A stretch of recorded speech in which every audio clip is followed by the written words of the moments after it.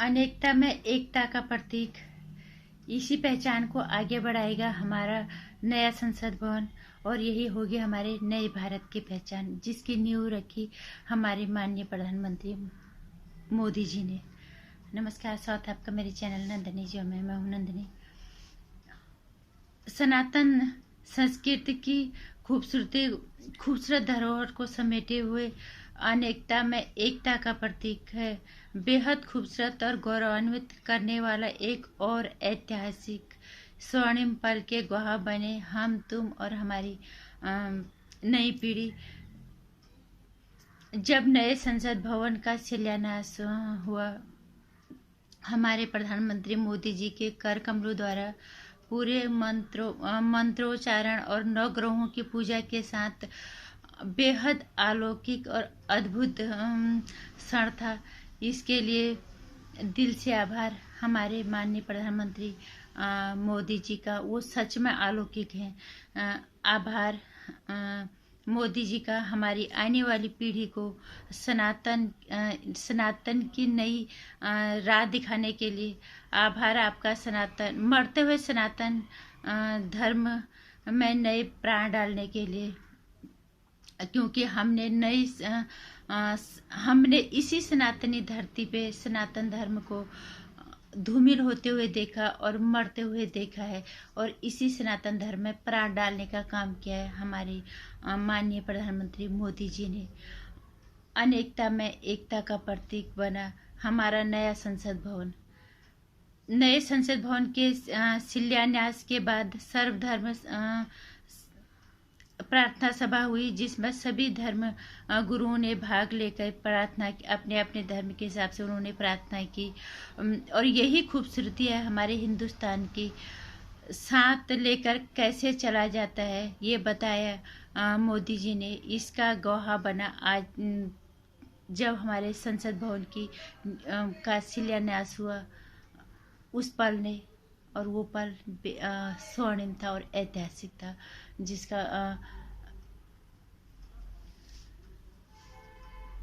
जिसमें ये चीज साफ हुई कि अपनी संस्कृति को बरकरार और मौजूद रखते हुए सब धर्मों का सम्मान कैसे किया जाता है, ये भारत की खूबसूरती है। जिस तरह से लोग मोदी जी की आलोचना कर रहे हैं, इसमें वो खासकर सनातनी और धर्मों का एक बार के लिए हम समझ सकते हैं कि और धर्म के लोग अगर ये सब करते हैं तो समझ में भी आता है, लेकिन जो सनातनी अपने आप को कहते हैं, जो हिंदू कहते हैं, फिर वो कहते हैं हम हिंदू विरोधी भी नहीं है। तुम अपने सामने अपने धर्म को मरते हुए कैसे देख सकते हो? तुम अपने सामने अपने धर्म को धूमिल होते हुए कैसे देख सकते हो? अगर ऐसे ही चलता रहा, आने वाली पीढ़ी हमारे सनातन धर्म को भूल चुकी होगी। बिल्कुल, ये धरती सनातनी है, इसमें कोई शक और शुबा वाली कोई बात ही नहीं है। शर्म आनी चाहिए ऐसे सनातनी लोगों को जो मोदी जी के मंदिर जाने में ऐतराज करते हैं, मोदी जी के पूजा पाठ में ऐतराज करते हैं। तुम अपने घरों के अंदर नहीं करते, जो कि बच्चे सीख सके। यार हम सनातनी हैं तो हमारे घर में इस तरह से पूजा पाठ होती है। और धर्मों में आप देख लो, सबको पता होगा कि उनके घर में उनके धर्म की मान्यता किस तरह से होती है, हमारे धर्म में क्या होता है, उनके बच्चों को सब कुछ पता है। लेकिन हिंदू धर्म ये पता नहीं इस हद तक क्यों कमजोर पड़ रहा है, अपने आप को क्यों पश्चिम सभ्यता में रंगने की कोशिश कर रहा है, जिससे कि हिंदुत्व धूमिल पड़े, सनातनी धरती धूमिल पड़े।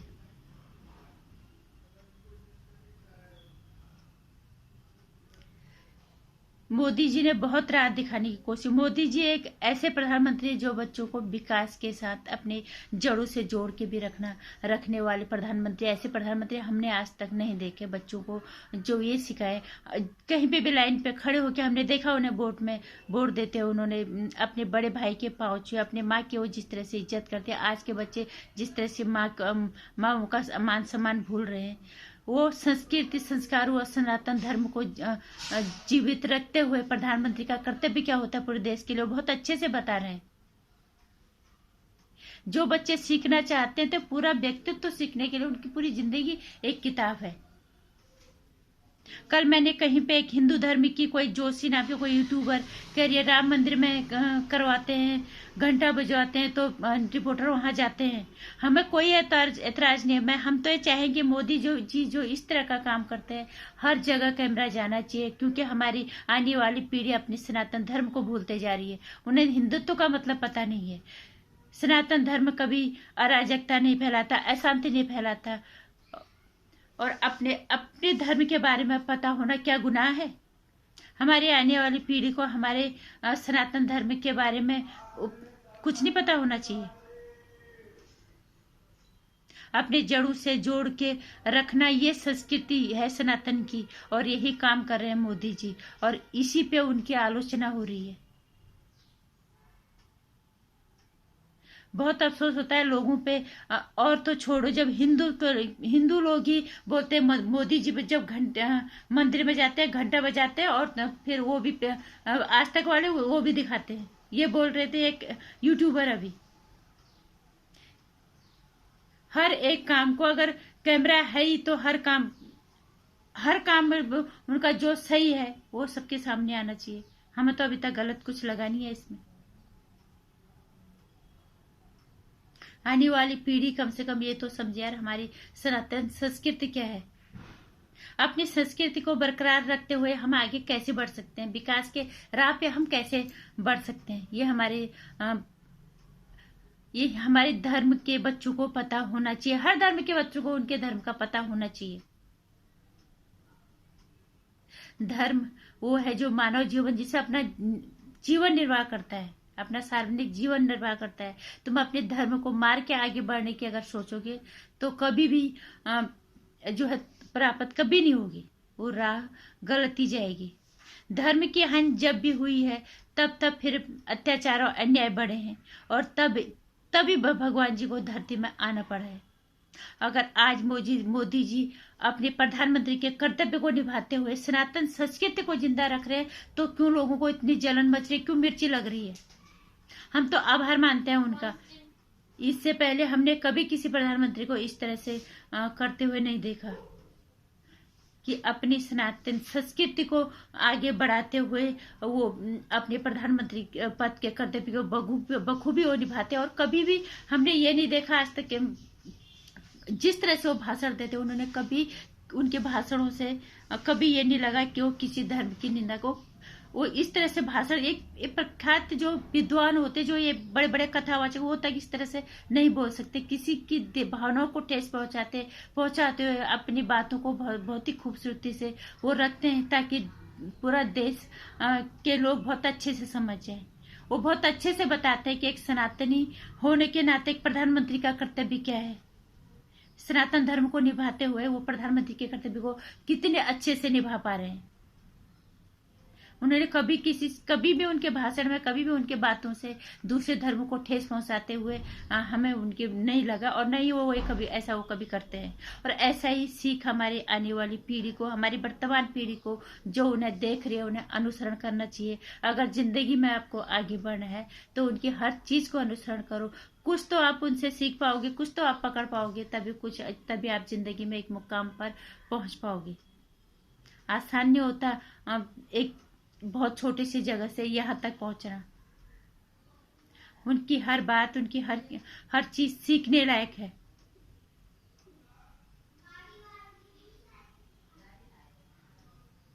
इसलिए जो लोग सनातनी होने के बाद भी उनकी आलोचना करते हैं, उन्हें शर्म आनी चाहिए। मैं फिर भी वही लोगों को कहना चाहूंगी कि जो लोग उनका अनुसरण कर सकते हैं करो, आगे बढ़ने के लिए बहुत जरूरी है। वो कभी किसी धर्म की आलोचना नहीं करते, उन्होंने कभी कोई भेदभाव नहीं किया, कभी किसी की भावनाओं को ठेस नहीं पहुंचाई, जिस तरह से हमने उनका भाषण आज तक सुने हैं।